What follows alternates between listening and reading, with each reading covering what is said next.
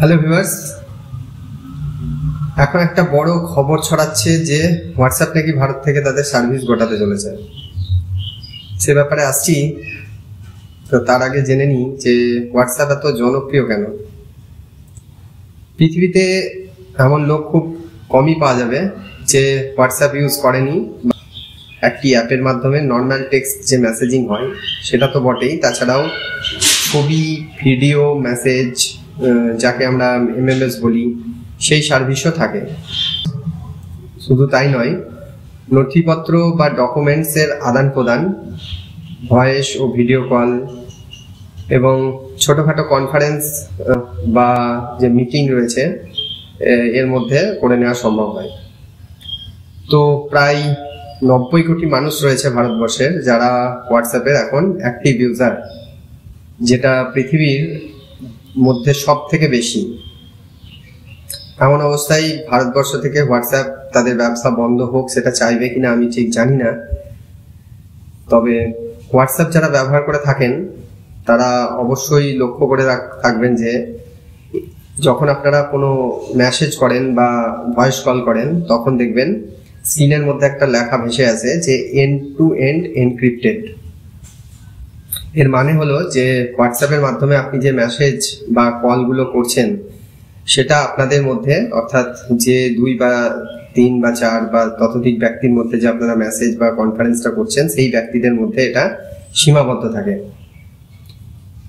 আর এই মেসেজ বা কলগুলোকে অন্য কেউ ট্রেস করতে পারে না এই সিকিউরিটির কারণে। তো রিসেন্টলি হোয়াটসঅ্যাপ কর্তৃপক্ষ দিল্লি হাইকোর্টে জানিয়েছে যে তাদের যদি এই ইউজার সিকিউরিটি যেটি রয়েছে সেটা যদি ব্রেক করতে বলা হয় তাহলে তারা আর ভারতবর্ষে সার্ভিস দিতে পারবে না। এখন ভারতবর্ষের ইনফরমেশন টেকনোলজি অ্যামেন্ডমেন্ট অ্যাক্ট 2021 যেটা রয়েছে সেটা অনুসারে ভারতবর্ষের যে সমস্ত সোশ্যাল মিডিয়া কোম্পানিগুলো রয়েছে যারা সোশ্যাল মিডিয়া সার্ভিস দিয়ে থাকে তাদেরকে কিছু সোশ্যাল মিডিয়ার এই ইনফরমেশন টেকনোলজি অ্যাক্ট এর নিয়ম মেনে চলতে হবে। তো তার মধ্যে কোনো প্রয়োজনে সরকার যদি সোশ্যাল মিডিয়া কোম্পানিগুলোর কাছ থেকে কোনো ইউজারের ডিটেলস চায় তাহলে সেটি সোশ্যাল মিডিয়া কোম্পানিকে সরকারের হাতে তুলে দিতে হবে। কিন্তু হোয়াটসঅ্যাপের বক্তব্য হলো যে তা যদি করতে হয় তাহলে তাদের যে ইউজার সিকিউরিটি রয়েছে সেটি তাদেরকে ভাঙতে হবে এবং যেটা তারা কোনো মতেই করতে পারবে না। এবং তাদের কাছে নাকি কোনো রকম এরকম কোনো টেকনোলজি তাদের কাছে নেই যাতে ইউজারদের ডেটা আলাদাভাবে সংরক্ষিত করে রাখা যায়। এখন সরকার চায় যে ন্যাশনাল সিকিউরিটির জন্য ভারতবর্ষের সমস্ত সোশ্যাল মিডিয়া কোম্পানি যেগুলো রয়েছে তারা সরকারের এই ইনফরমেশন টেকনোলজি যে রুলস রয়েছে সেগুলোকে মেনে চলুক। কারণ সোশ্যাল মিডিয়ার মাধ্যমে যদি কোথাও দেশের মধ্যে দাঙ্গা লাগে বা জঙ্গি কার্যকলাপ সংঘটিত হয় তাহলে সরকার যেন সোশ্যাল মিডিয়ার এই কার্যকলাপের যে অরিজিনটা রয়েছে, মানে যেখান থেকে এটা শুরু হয়েছিল, সেই উৎসটাকে তারা বের করতে পারে। এখন দিল্লি হাইকোর্ট ইনডাইরেক্টলি হোয়াটসঅ্যাপকে জানিয়েছে যে ন্যাশনাল সিকিউরিটির কথা মাথায় রেখে আপনাদেরকে এর যাতে এই মেসেজগুলোকে ট্র্যাক করা যায় সেই রকম ব্যবস্থা আপনাদের করতে হবে।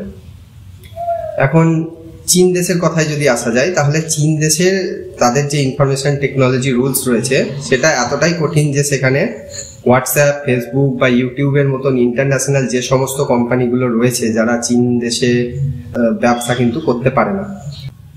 সেখানে চীনের নিজস্ব সোশ্যাল কোম্পানিগুলো যেগুলো রয়েছে তারা সার্ভিস দিয়ে থাকে এবং তাদের কোনো ইনফরমেশন যাতে ইন্টারন্যাশনাল মার্কেটে আউট না হয় সেই জন্যই তারা এরকম রুলস বানিয়েছে বলে মনে করা হয়। তো এখন দেখার বিষয় যে আগামী দিনে হোয়াটসঅ্যাপ ভারতবর্ষের সার্ভিস কন্টিনিউ করছে কিনা। আজ তাহলে এটুকুই।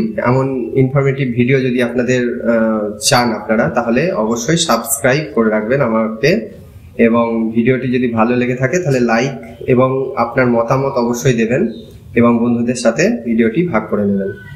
ধন্যবাদ।